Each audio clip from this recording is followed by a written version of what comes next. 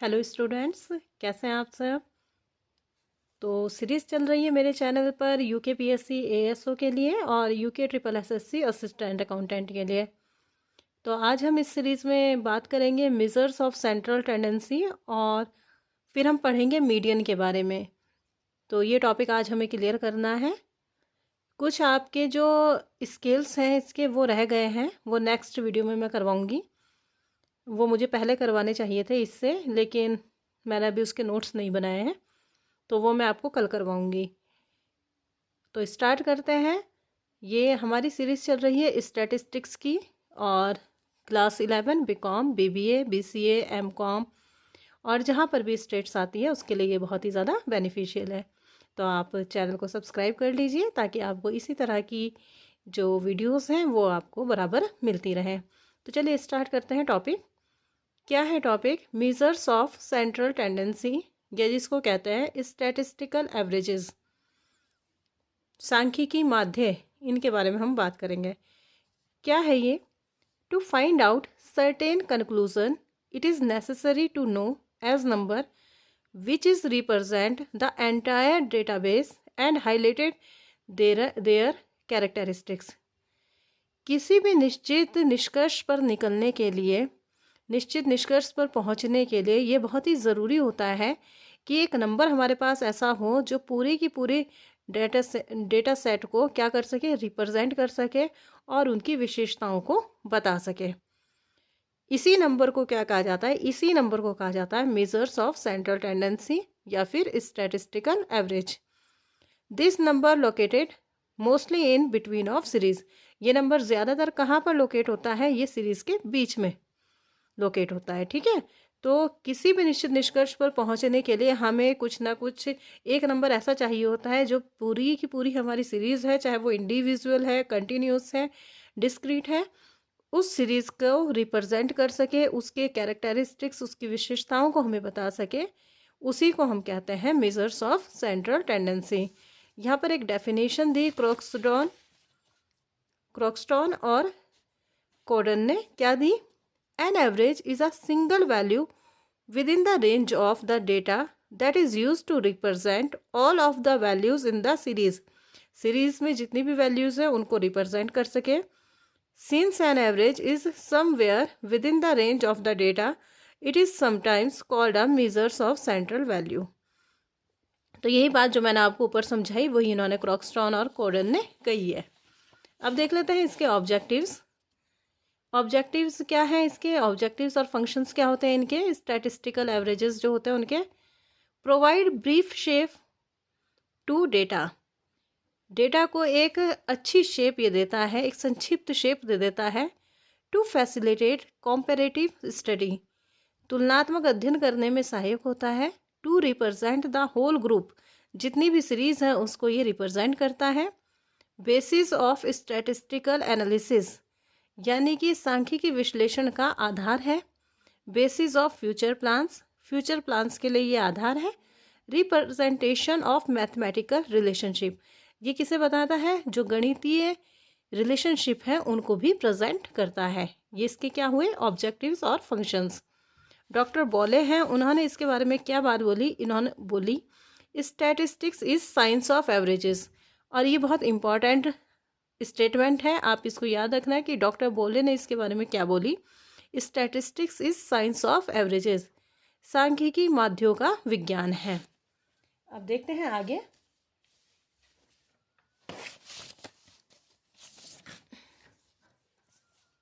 इसकी एक डेफिनेशन किसने दी? प्रोफेसर टिपेट ने भी दी। इन्होंने क्या कहा? माध्यों की अपनी सीमाएं होती हैं, लेकिन यदि उन्हें स्वीकार कर लिया जाए तो कोई भी सांख्यिकी संख्या माध्य से अधिक उपयोगी नहीं होती है। क्या है? माध्यों की अपनी लिमिटेशंस होती हैं, लेकिन अगर आप लिमिटेशंस पर गौर कर लें, लिमिटेशंस को एक्सेप्ट कर लें, तो कोई भी जो संख्या है वो माध्य से ज़्यादा यानी कि एवरेज से ज़्यादा यूज़फुल नहीं हो सकती। ये इन्होंने बोला प्रोफेसर टिपेट ने। अब देखते हैं इसके इसेंशियल फीचर्स क्या हैं आइडियल एवरेज के।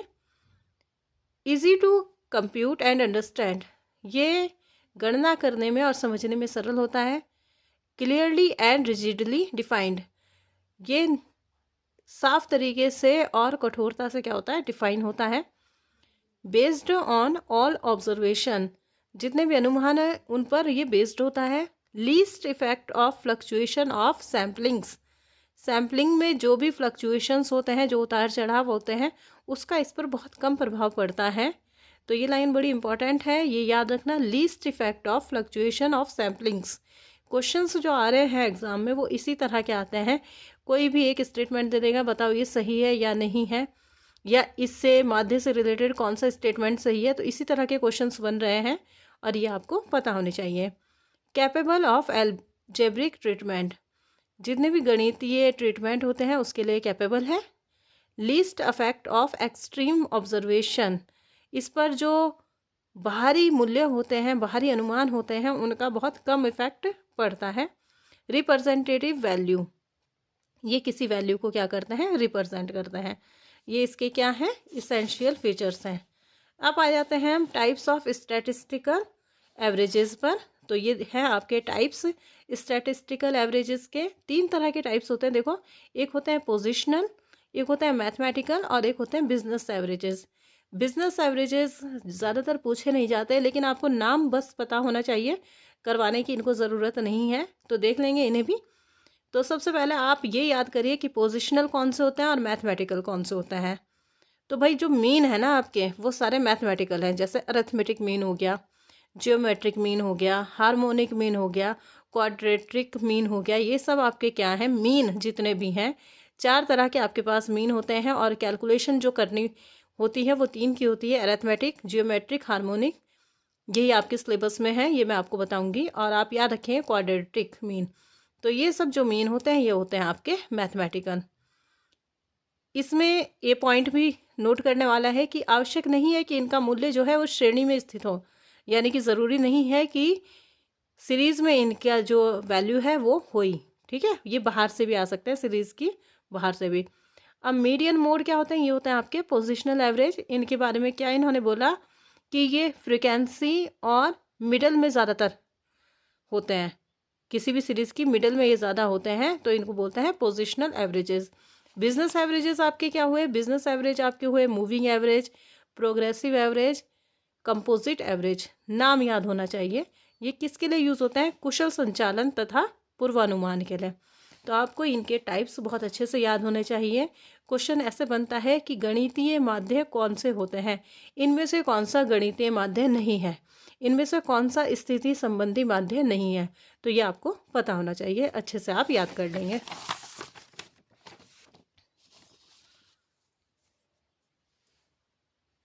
अब हम आ जाते हैं पहले माध्य पे, यानी कि मीडियन। मीडियन क्या होता है, दोबारा से बता रही हूँ, पोजिशनल एवरेज होता है, ये स्थिति माध्य होता है। क्या करना होता है मीडियन के लिए, मीडियन के लिए आप या तो असेंडिंग ऑर्डर में या फिर डिसेंडिंग ऑर्डर में सीरीज को लगाएंगे, यानी कि आरोही क्रम या अवरोही क्रम, बढ़ते हुए क्रम या फिर घटते हुए क्रम में आप सीरीज को लगाएंगे। इसमें अरेंजमेंट करना नेसेसरी होता है, यानी कि ऑर्डर इसमें ज़रूरी होता है, या तो असेंडिंग या फिर डिसेंडिंग। क्या करता है मीडियन, मीडियन किसी भी सीरीज़ को 2 इक्वल पार्ट्स में डिवाइड करता है। जैसे ये पॉइंट है आपका, ये पूरी सीरीज़ हुई आपको, इसको इस पॉइंट पर ये काट रहा है, तो ये क्या कर रहा है, किसी सीरीज़ को 2 इक्वल पार्ट्स में काट रहा है। इधर की जो वैल्यूज़ रहेंगी वो मीडियन से कम रहेंगी और इधर की जो वैल्यूज़ रहेंगी वो मीडियन से हाई रहेंगी। क्या होता है ये मीडियन, सेंट्रल वैल्यू होता है। कॉर्नर ने इसके बारे में क्या डेफिनेशन दी, ये डेफिनेशन देख लेते हैं। कॉर्नर ने इसकी definition the, the median is that value of the variable which divided the group into 2 equal parts, one part comprising all values greater and the other all values less than the median. क्या बोला कि जो median है वो किसी group को 2 equal parts में divide करता है, और एक पार्ट जो होता है, एक तरफ का पार्ट मीडियन से कम होता है और एक तरफ का पार्ट मीडियन से ज़्यादा होता है। बाउले ने भी इसके बारे में बोला, if the number of the group are ranked in order according to the measurement under consideration then the measurement of the number most nearly 1/2 is the median. अगर ये ऑर्डर देखा जाए तो मीडियन क्या निकलेगा, हाफ में निकलेगा। ये किसके लिए यूज़फुल है, ये गुणात्मक यानी कि क्वालिटेटिव जो तथ्य होते हैं उनके लिए बेनिफिट होता है मीडियन। किसके लिए, ये बहुत इंपॉर्टेंट है, ये वाला पॉइंट भी आप स्टार मार्क कर लेना, ये भी बहुत ज़्यादा इम्पोर्टेंट है। किसके लिए यूज़फुल है? स्वास्थ्य, बौद्धिक योग्यता, सुंदरता, कार्यकुशलता, इस तरह के जो गुण होते हैं, जो आपके क्वालिटीज़ होती है, उसमें मीडियन यूज़ होता है। और जो ये सोशल प्रॉब्लम्स होती हैं, जैसे वेजेस लेबर की हो गई, आपके डिस्ट्रीब्यूशन ऑफ मनी हो गया, धन का वितरण हो गया, इसके लिए भी ये मीडियन यूज़ होता है। तो क्वेश्चन कैसे पुटअप होगा? क्वेश्चन ऐसे पुटअप होगा कि मेंटली एबलनेस को अगर हमें देखना है तो हम कौन से एवरेज का यूज़ करेंगे, तो उसका आंसर होगा मीडियन। इस तरह से आपका क्वेश्चन बनेगा। अब देख लेते हैं इसके मेरिट्स और डिमेरिट्स। मेरिट्स क्या है इसकी? भाई इजी है, अनुमान लगाने में इजी होता है इसमें। Sometimes calculation are possible even within incomplete data, अगर आपके पास अधूरा डाटा भी है तब भी कैलकुलेशन इसकी हो सकती है। ये बिंदु रेखीय निरूपण को प्रस्तुत करता है। इस पर एक्सट्रीम वैल्यूज़ का कोई फ़र्क नहीं पड़ता। ये लाइन बिल्कुल याद कर लेना है कि एक्सट्रीम वैल्यू का इस पर इफ़ेक्ट नहीं पड़ता है। सर्टेन एंड क्लियर, निश्चित और क्लियर होता है। Use in qualitative study, qualitative study में इसका यूज़ होता है। और डिमेरिट्स क्या है इसकी? इसमें अरेंजमेंट ज़रूरी होता है, यानी कि असेंडिंग और डिसेंडिंग ऑर्डर में इसे लगाना ज़रूरी होता है। इसमें मैथमेटिकल एक्यूरेसी नहीं रहती, इसमें रिप्रेजेंट भी नहीं कर पाता ये जल्दी से। इसमें सारी वैल्यूज़ की इम्पोर्टेंस सेम होती है। इसमें अलजेब्रिक यूज़ नहीं होता और ये डिटरमाइन करने में थोड़ा सा डिफ़िकल्ट होता है। ये इसकी डिमेरिट्स हैं। और इसमें जो याद करने वाली लाइन है आपकी वो है, इसकी मेरिट ये है कि इस पर एक्सट्रीम वैल्यू का कोई इफ़ेक्ट नहीं होता, ये क्वालिटेटिव डेटा को में यूज़ होता है। ये इसका आपको याद करना है। अब आ जाता है प्रॉपर्टीज़ पर। मीडियन की भाई क्या प्रॉपर्टीज़ हैं? Property is most important. अभी जो पीछे असिस्टेंट अकाउंटेंट का क्वेश्चन पेपर आया था, उसमें प्रॉपर्टी पूछी गई थी शायद मीन की। तो किसी की भी प्रॉपर्टी पूछेंगे, लेकिन पूछेंगे ज़रूर एक आधे की, तो आपको ये भी बहुत अच्छे से याद होनी चाहिए। देखो मीडियन की जो प्रॉपर्टी है, वो फर्स्ट प्रॉपर्टी क्या है? Median is not dependent on all the data value is in a data set. Median सब पर डिपेंड नहीं करता, जितनी भी वैल्यू होती है डेटा सेट में, यानी कि सीरीज़ में जितनी भी वैल्यू होती है उस पर डिपेंड नहीं करता। ये इसकी प्रॉपर्टी है first. Median value is fixed by its position के हिसाब से ये क्या होती है? फिक्स्ड होती है। And is not reflected by the individual value, और किसी एक वैल्यू की वजह से इस पर कोई असर नहीं पड़ता। The distance between the median and the rest of the values is less than the distance from any other point. Median से किसी भी वैल्यू की दूरी अन्यों की तुलना में क्या होती है? कम होती है। Every array has a single median, हर सीरीज़ का एक अकेला मीडियन होता है। Median can not be manipulated algebraically, इसको एल्जेब्रिक गणितीय तरीके से इसको मैनिपुलेट नहीं किया जा सकता। It can not be weighted and combined, इसको वेटेड नहीं किया जा सकता और ना इसे कंबाइंड कैलकुलेट किया जा सकता है। मीन को किया जा सकता है, वो हम आगे देखेंगे। In a grouping procedure the median is stable, grouping procedure में मीडियन क्या होता है? स्टेबल होता है। Median is not applicable to quantitative data, quantitative data में ये एप्लीकेबल नहीं होता है, क्योंकि ये किस में होता है? क्वालिटेटिव डेटा में होता है। The values must be grouped and ordered for computation, इसकी जो वैल्यूज़ हैं वो ग्रुप में होती हैं और इसका कंप्यूटेशन ऑर्डर में होता है। Median can be determined for ratio, interval and ordinal scale. देखो स्केल बच्चों मैंने अभी आपको नहीं करवाया, मैं स्केल आपको करवा दूंगी तो आपको फिर ये लाइन समझ में आएगी। बस अभी के लिए इतना याद करिए कि जो मीडियन है वो रेशो, इंटरवल, ऑर्डिनल स्केल में क्या होता है के द्वारा डिटरमाइन किया जा सकता है। 4 तरह के आपके स्केल होते हैं, जिसमें से 3 ये है, एक और आपका है नॉमिनल, तो वो मैं आपको करवा दूंगी किसी भी छोटी सी वीडियो बनाकर, तो वो आप वहाँ से देख लेना। Outliers and skewed data have less impact on the median, जो आउटलाइंस होते हैं यानी कि जो बाहरी डेटा हैं और जो स्क्यूड डेटा हैं वो इस पर बहुत कम इफेक्ट डालते हैं। If the distribution is skewed, अगर डिस्ट्रीब्यूशन क्या है आपका? स्क्यूड है। The median is better measure when compare to mean, तब मीडियन ज़्यादा अच्छे तरीके से मेज़र की जा सकती है मीन की तुलना में। तो ये 11 जो हैं वो इसकी प्रॉपर्टीज़ हैं, इन्हें बार बार पढ़ना और दिमाग में बिल्कुल समझ में नहीं आ रही है रट लो, लेकिन इन्हें ज़रूर से आप कर लेना पूरा का पूरा, क्योंकि ये आपके लिए बहुत ज़्यादा इम्पॉर्टेंट है। अब बात करते हैं इसकी कैलकुलेटिंग मेथड्स की। देखो इंडिविजुअल सीरीज़ में ये कैसे कैलकुलेट होता है। इंडिविजुअल सीरीज़ में ये इस तरह से कैलकुलेट होता है। देखो आपको दी है सीरीज़ 10, 9, 20, 36 ये सब दी है। तो आपको सबसे पहले तो मैंने इसमें बताया मीडियन में कि आपको सबसे पहले इसे असेंडिंग या डिसेंडिंग ऑर्डर में लगाना होता है। तो चाहे आप असेंडिंग ऑर्डर में लगाइए, चाहे आप डिसेंडिंग ऑर्डर में लगाइए। लगा लिया आपने असेंडिंग ऑर्डर में। कैसे? सबसे पहले आपने सबसे छोटी वैल्यू ली 5, फिर आपने 8 लिया, 9 लिया, इस तरह से आपने इसको क्या कर दिया, बढ़ते हुए क्रम में लगा दिया। फॉर्मूला होता है इसका, फॉर्मूला याद करेंगे सब। Capital M is equal to size of n+1 by 2th item. n क्या हो गया, जितने ये हैं नंबर टोटल, तो ये जितने हैं, ये कितने हैं, 13 है। काउंट कर लेते हैं। देखो 1 2 3 4 5 6 7 8 10 11 12 13 13 है नहीं, तो n की जगह पर क्या लिख दिया, 13। 13 + 1 बाई 2th आइटम, तो आपका आंसर आ गया 7th आइटम। 7th आइटम आपका आंसर नहीं होगा, आपको काउंट करना पड़ेगा कि 7 नंबर पर कौन सा आइटम है। 1 2 3 4 5 6 7, तो आपका आंसर होगा 19। एक और सीरीज देखते हैं। देखो ये दी है आपको क्वेश्चन में सीरीज, लेकिन इसमें क्या हुआ, इस सीरीज में ये पहले से असेंडिंग ऑर्डर में लगी है, तो हमें लगाने की ज़रूरत नहीं है। हमने फिर फॉर्मूला पुटअप करा, size of n+1 by 2th item. तो जो ये n है आपके, ये 16 है, काउंट कर लेना चाहिए आप। तो ये 16 है, 16 + 1 बाई 2th आइटम, ये आ गया आपका 17 बाई 2th आइटम।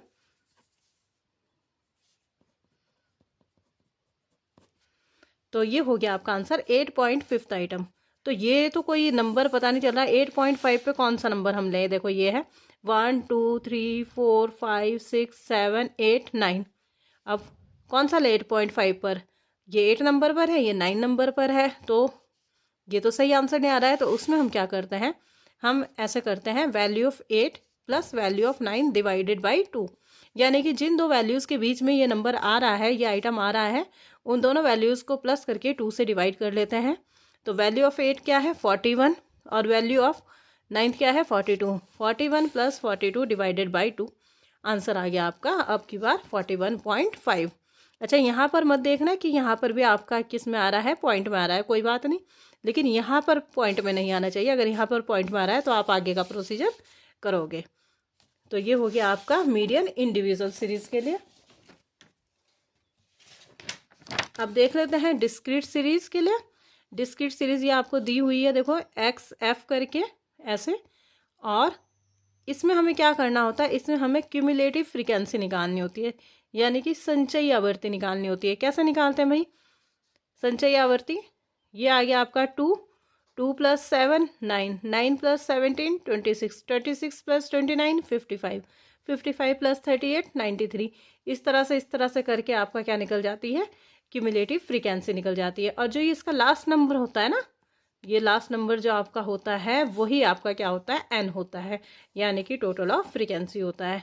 ये टोटल ऑफ फ्रीक्वेंसी तो हमने निकाला है, तो ये लास्ट वाला जो नंबर होता है यही होता है। फॉर्मूला लगा देंगे, m is equal to size of n+1 by 2th item, लगा दिया आपने, आपका आंसर आ गया 114th आइटम। तो 114th आइटम, इससे तो कोई आंसर निकल नहीं रहा है। अब ये कैसे देखते हैं हम, देखो क्यूमुलेटिव फ्रीक्वेंसी में देखो 114th आइटम कहाँ पर है, 2 9 9 9 9 9 93 तक तो है नहीं। अब इन दोनों के बीच में पड़ेगा ये, यानी कि इसमें मानिए ना, 93 तक तो यहाँ है, यहाँ पर तो ये 134 किसके सामने है, सीधे ये सामने है 6 के, तो हमारा आंसर होगा 6। इस तरह से निकलता है डिस्क्रीट सीरीज में। ठीक है, अब आ जाते हैं हम किसमें, कंटिन्यूस सीरीज में। ये है आपकी कंटिन्यूस सीरीज। अच्छा, कंटिन्यूस सीरीज के भी बड़े टाइप्स होते हैं, जैसे आपका लेस देन हो गया, मोर देन हो गया। तो जो क्वेश्चंस मैं आपको करवाऊंगी ना आगे, ये तो मैंने मीडियन करवाया, जब मैं आपको मोड करवाऊंगी, मैं आपको क्या करवाऊंगी, मीन करवाऊंगी, क्वार्टाइल्स करवाऊंगी, डिसाइल्स करवाऊंगी, तब मैं आपको तरह तरह की सीरीज़ में क्वेश्चंस कर करके बताऊंगी। और एक तरह के उसमें टॉपिक में मैं एक ही तरह की सीरीज़ करवाऊंगी, ताकि आपको आसानी से समझ में आ जाए, है ना। तो क्लास इंटरवल ये आपको दिया है इस तरह से करके, और ये दी है फ्रीक्वेंसी। तो देखो बच्चों, सबसे पहले तो जब ऐसा क्लास इंटरवल दिया हो ना उल्टा, कि नीचे छोटा है और ऊपर बड़ा है, तो पहले इसको सीधा कर लीजिए। कैसा करो, 15 25 यहाँ ले गए, मतलब इसको हमने पलट दिया ना, 15 25 लिख दिया, फिर 25 35 लिख दिया, इस तरह से कर दिया। और जब हम इन्हें पलटेंगे तो इनकी फ्रिक्वेंसी भी तो इन्हीं के सामने आएगी ना। ऐसा तो नहीं कर सकते 15 25 के सामने हम 3 लिख दें, ऐसे नहीं कर सकते ना। तो हमने क्या किया, इनकी फ्रिक्वेंसी भी इनके साथ ले गए, ये कर लिया हमने यहाँ पर। फिर उसके बाद फिर से हमने क्या करा, CF निकाला है। CF निकाला हमने कैसे, वही जो पैटर्न है, 2 का 2, 2 + 2 4, 4 + 3 7, 7 + 14 21। इसी तरह से हमने क्या कर दिया, पूरा क्यूमुलेटिव फ्रिक्वेंसी निकाल दिया। अब आपकी बार आ गया आपका n = 38। इसमें फॉर्मूला आपका डबल लगता है कंटिन्यूस सीरीज में। इस बार एक बार लगता है ये वाला फॉर्मूला और एक बार लगता है ये वाला फॉर्मूला। चलो देखते हैं क्या होता है ये formula. Small m = size of n/2th item. +1 नहीं आता कंटिन्यूस सीरीज में, याद रखेंगे, +1 नहीं आता। तो आपने निकाल दिया साइज ऑफ 38/2th आइटम, ये आ गया आपका 19th आइटम। अब देखो 19th आइटम आपका कहाँ पड़ रहा है, ये आपका पड़ रहा है यहाँ पर 21 में, लेकिन 21 के जस्ट सामने क्या हो गया, 45 55। अब क्या आंसर माने हम, ये लिख दें आंसर 45 से 55? नहीं, अब हम इसे बिल्कुल पॉइंट में बिल्कुल सही नंबर निकालना पड़ेगा, बिल्कुल एक्यूरेट नंबर निकालना पड़ेगा। कैसे निकालेंगे, फॉर्मूला लगाएंगे, m = L1 + L2 - L1 upon F m - c। क्या है भाई, m से तो मीडियन रिप्रेजेंट हो रहा है, L1 से लोअर लिमिट ऑफ, यानी कि 45, 21 इस वाले में आया है ना ये, तो इसकी लोअर लिमिट। L2 क्या हो गया, L1 हो गया ये, L2 हो गया ये हो गया आपका F, और ये हो गया आपका C, और M हो गया आपका ये। तो ये फॉर्मूला हो गया आपका M। इसमें आपने पुट करा, कैलकुलेशन करनी आपको आनी चाहिए। आप स्टेट्स के स्टूडेंट हो, मैथ्स के स्टूडेंट हो, आपको कैलकुलेशन आनी चाहिए। ये आपने यहाँ पे पुटअप करा है, पहले इसको सॉल्व कर दिया, 19 - 7 ये आपके आ गया 12, 10/14 हो गया। पहले इतने को सॉल्व करोगे आप, ये कर लिया आपने सॉल्व, ये करा, और लास्ट में हम आप ऐड कर दोगे तो आपका आंसर आ जाएगा। अब अगर आपको कोई परेशानी है मीडियन में, तो आप मेरे से कमेंट में पूछ सकते हैं अच्छे से। मेरा चैनल भी है असिस्टेंट अकाउंटेंट मास्टर क्लासेस के नाम से, आप टेलीग्राम पर जाकर वो चैनल भी सब्सक्राइब कर सकते हैं, ताकि जितनी भी आने वाली इस तरह की आपकी वीडियोस हैं वो आपको प्रॉपर मिलती रहे। तो जल्द ही मिलेंगे नेक्स्ट वीडियो में। मुझे आपको स्केल्स भी करवाने हैं और आगे का टॉपिक भी कंप्लीट करवाना है जल्दी से, ताकि आपका एग्ज़ाम बहुत अच्छे से हो। तो मिलेंगे नेक्स्ट वीडियो में, तब तक के लिए ऑल द वेरी बेस्ट।